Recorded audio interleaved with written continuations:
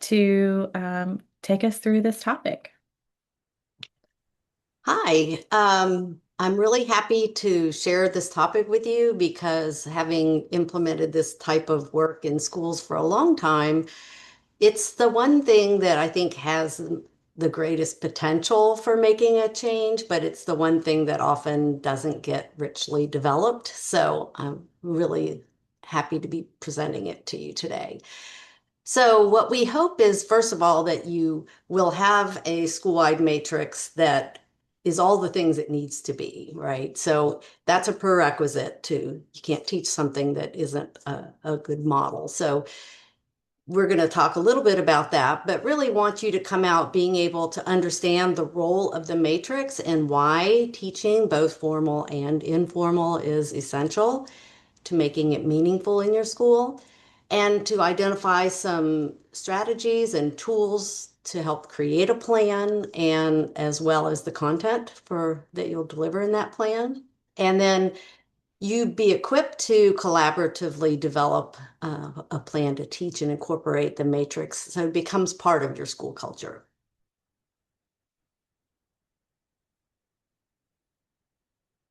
So as Sarah said earlier, there is sort of a difference. One thing that what you need to be prepared to bring in March is your plan. So the when you're going to do it, the basic topics, maybe the format. And then the other part of that is literally the content that you're going to deliver. So we provide you a lot of content. We have slide decks and things like that, but some things are going to be personalized to your school and to your context. So, and some of that will be for synchronous professional learning, and some of those may be asynchronous resources. Some of them will be resources for teachers, and some of them will be things that involve students. So we'll help you think through some of that. So is your matrix ready to be taught? Maybe, maybe not yet, but we do have this resource we want to remind you that gives you some questions that you can ask of yourself in your school, in your situation, to determine if you are ready. So I think we'll put that in the chat for you so you have that resource. We're not going to go over that today, but want to make sure that before you start teaching your matrix, that you really have the matrix that you want to be the center of your framework.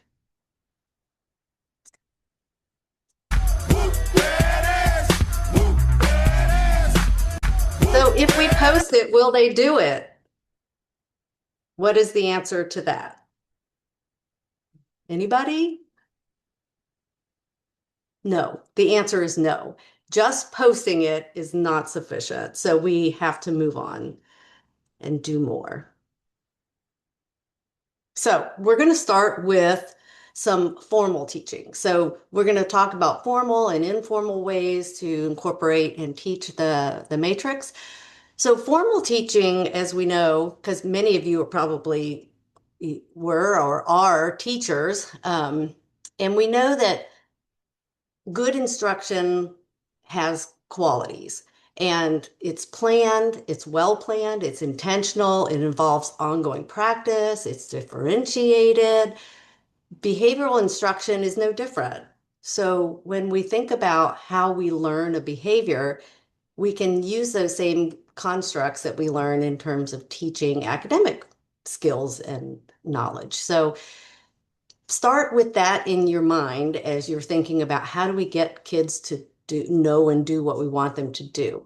So think about your formal, what you know about good teaching in general. So one of the steps in good teaching, of course, is to demonstrate or model the instruction. And so this is just a fun example. There are going to be a lot of examples through this presentation. And I want you to know that there is a resource where we've compiled these for you. So you'll be able to access these on your own after today.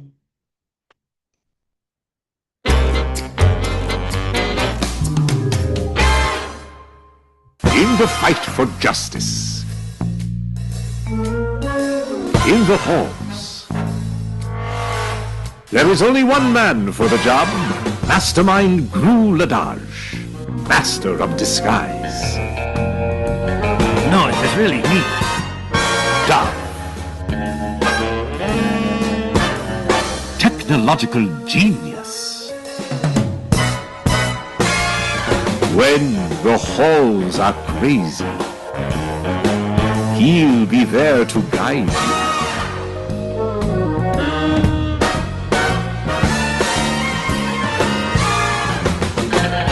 This school year, hallways have met their match.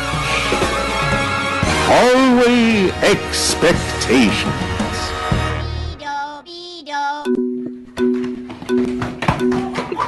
Stop it, Sarah.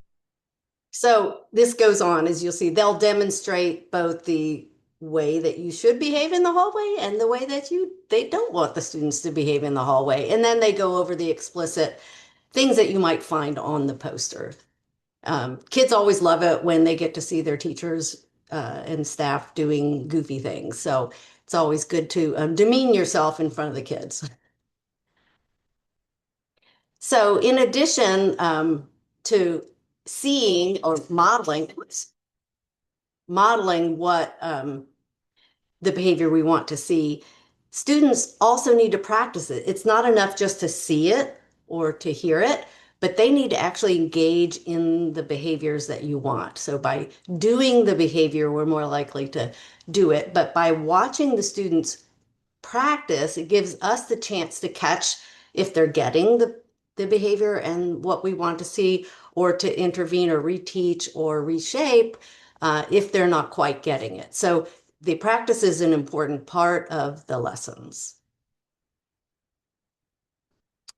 So there are a lot of resources that are available if you want to create your formal lessons. So there are lesson plans, there are lesson plan templates, there are sample lessons so that you can kind of see how other people are teaching, but they're going to be specific to you and your school. So it'll be your norms, those concepts that you're trying to help students understand. There'll be your skills, the things that you want them to do in different locations. And so it's going to look unique for your school. So looking at other samples is helpful just to get an idea, but really using a template to craft what is meaningful to your matrice and to your culture and context is important. We also have some sample schedules. So when you think about that's more like the plan, what are we going to teach when and how and to whom, that we have some examples of how some schools have organized the content over time. So that's available to you. And then some ways that you can make some home and family connections. So how can you generalize the norms for your school to home and helping make that continuity for students so that they're hearing that same language, the same concepts are being conveyed both at school and at home. So we have some examples and templates that you might use in that way. So those are some formal ways. And then there's informal teaching. And this is where you can really get creative in thinking about how you convey and help the matrices to become part of your school culture, not just a poster on a wall or a rule, but really how we engage in our school community together. So things like school songs.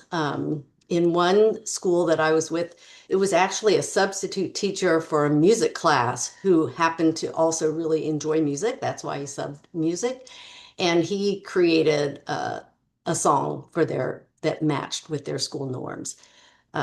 So videos, we showed you some, we're going to show you more. So videos are a great way. You can have your staff do the video. It could be students that are participating and acting out in the video, so they become part of it. And the more people that you involve in the development of these content, the more buy-in that you have in this being part of your entire school culture.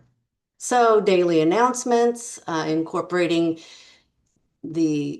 either the broad norms, or maybe you're focusing on a particular location where maybe you're having some difficulties, so you want to re-emphasize the teaching that way. cross-curricular connections, visual reminders, really thinking about technology. And we'll give you some more examples of these ways of informally teaching. So these are some visual reminders. On the left and the right, at the bottom, you see t-shirts. So a lot of schools may have shirts that they wear that express the expectations or the norms. And in some of the secondary schools that I've been with, they do them for students, and then they can earn them or they wear them to school spirit days, and it becomes part of something that's important to everybody who's there in the school and not just a sign. Some people put them on their lanyards. Of course, we know that you put them in the hallways or maybe even on your website so that you can connect with your family and community members so that they're familiar with and understand that this to be a core part of how your school functions. You can have students help create posters. So maybe you have a contest and students can compete to have their illustration be what's posted on the wall during certain times of the year. So you can rotate those through. Everybody can have an opportunity, but it does a couple of things. It helps students to learn and understand more completely the norms that you have and what you want them to do. But it also helps them get buy-in into your culture. So school songs and announcements. So on the left, you see there's some kids doing a morning announcement show at a school. So they, and then on the right, it's a school song. So let's hear the song.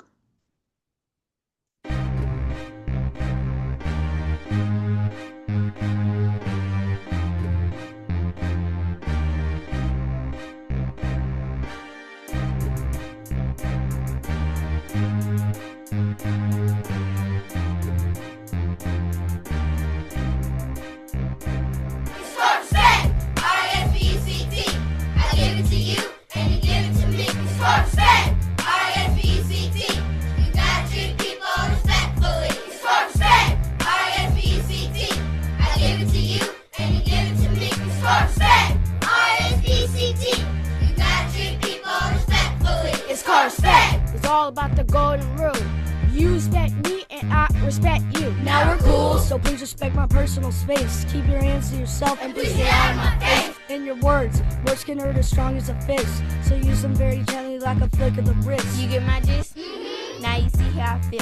See feelings in a game, I got a name and I'm real. So all you bullies, back up, back off, and get back. Listen to yourself before you start an attack. Some people have a reason to do what they do. Maybe you saw it before. Maybe it happened to you. Or maybe it's something in your life that you've seen.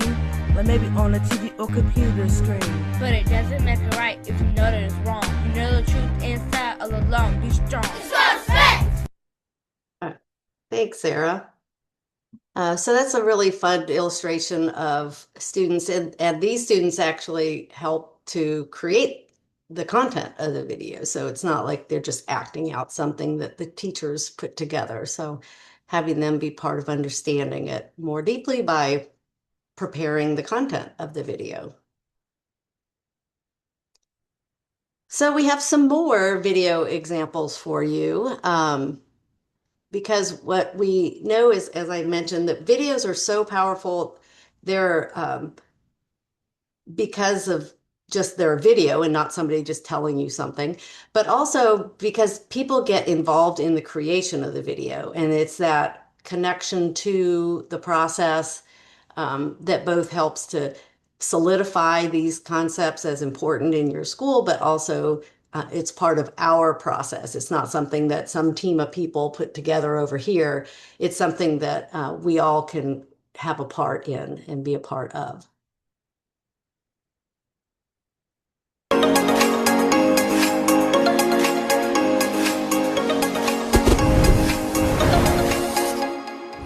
Hi everybody, my name is Bella and I'm going to be sharing a few bus safety tips to keep everyone safe and happy this year. When riding the bus, remember to be responsible, use respect, and stay safe. Being responsible is easy. Remember to always keep your hands, feet, and property to yourself.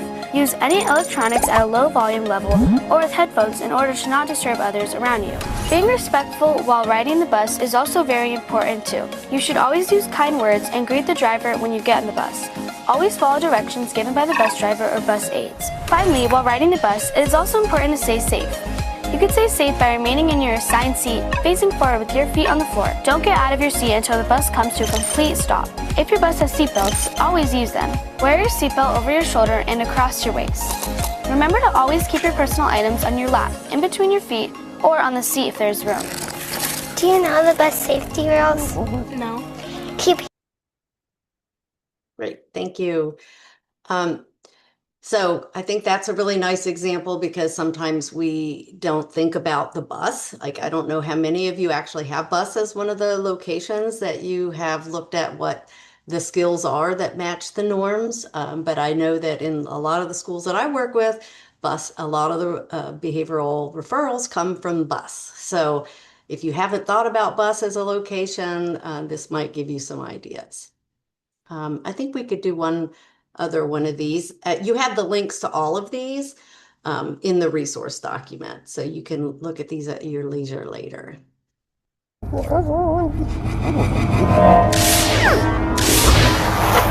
Very hard.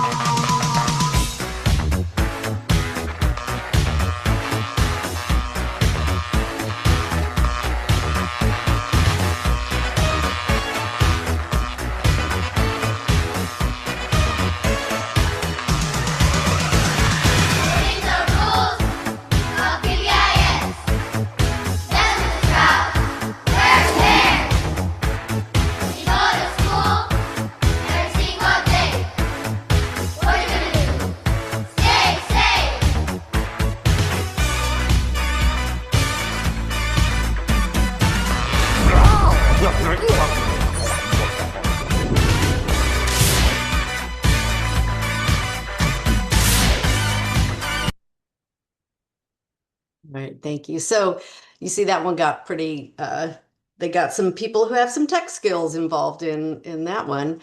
So anyway, there's a bunch of video examples here. There are tons more on YouTube. So it's fun to get ideas and think about how creative you can be.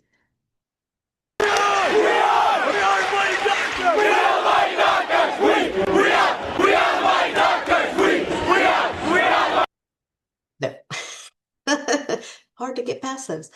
Okay, so another area that you might use to help teach the matrix would be going across the curricula. Think about other academic areas and how you can integrate the concepts that you're trying to convey through your matrix. So each of these give you some ideas how you might connect to social studies, to fine arts. So you might have your fine arts department helping to develop some of these things like videos and songs.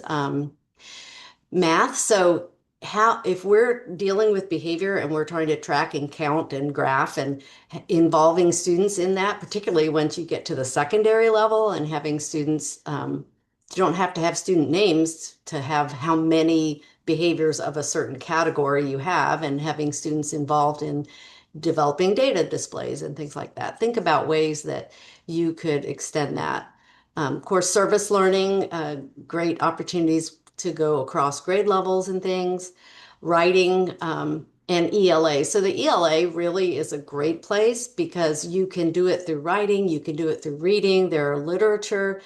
There are lists that connect literature to different norms. So you can look through, and we have a link to one for you. If you have being respectful or being responsible, or different books for different grade levels that illustrate that particular norm so that you can reinforce and emphasize that. So Think about other curricula that you have. I know many of you are doing Leader in Me, so where are those habits and where do they intersect with your norms? So there's going to be some ongoing teaching. You're going to develop your plan for initial rollout and then some ongoing instruction over time and maybe integrating into different subject areas. But what about your substitutes or your related service providers? What about when you get new staff and new students? So how are you going to reteach or teach the new people who are coming in? So some ideas here, a one-page handout so that your substitutes or your related service providers who come in or even your guests know what the norms are, what the skills that you're looking for in certain locations. So putting those into your new staff orientation, into your handbooks. What about when new students come? Maybe a buddy system. I know one school did like a passport, and so each location in their school on their matrix had a page in their passport, and different students were passport guides, and they would take the new student through the locations, go over what the behaviors you should display in the different locations, and then they could check their passport until they had that completed. So maybe there's just a video for students to watch when they first come in. There's also a high school that I work with, and the administrator once a week or two, whenever they had a couple of new students, would sit down with the new students and go over the norms and the behaviors that they wanted to see, and also what the teachers are going to do to support the students to meet those. So also then a plan for reteaching. So when is it going to be important to reteach? So we're going to maybe do a big initiative at the beginning of the year, which is pretty typical in schools, but planning ahead for when those reteaching moments. So after breaks, if you have a shift in student population or grouping, or just if things aren't working, right? And using data to determine when and what you need to reteach is going to be very valuable. So if you have a particular behavior, if you got a lot of kids putting their hands on other kids, then maybe if respectful is one of your norms, you really decide we're going to really focus in on what being respectful looks like. Or if you're having a lot of problems in the hallway, let's go back, let's look, does our matrix identify the things that are really important, and are we going over and having the students understand and practice those things, and then recognizing when they do those. So the bottom line is get as creative as you can, collaborate with as many people as you can in developing plans, and share. So think about all the people that you have access to, your staff, your team members, your media specialists, cafeteria staff. If you want students to behave a certain way in the cafeteria or on the bus, involve those staff in the lessons, right? Because they're the ones who know what's going on and know what they need to see in order for those locations to run well. Maybe you have family members or other community members who can support and help to develop some of these resources. So using a shared space to put the resources and ideas is helpful, whether it's a Google folder, which some of you aren't Google districts, so you might have another platform or place that you want to store your ideas. Making sure that you are shouting out people who are doing a great job of teaching or doing something creative. It's both a way to reinforce them for what they're doing, but also give other people ideas about things that they could be doing. So highlighting those activities at staff meetings. So here's the link, an illustration of the resources compilation that we have based on the things that we shared today. And we hope that this has kind of been helpful to get you some ideas generated about what you want to present and how, maybe a little bit about how. And the one thing before we move out of this section is there anything you heard about today? Any resource or illustration or an idea that came to mind based on what we shared with you that you think you want to think about address with your school. If you could post that in the chat.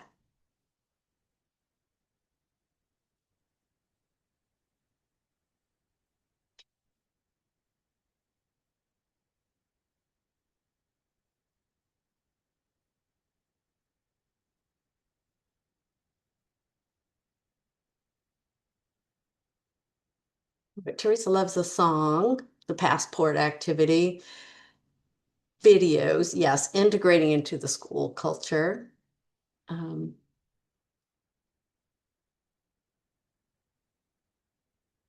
Resources, using data.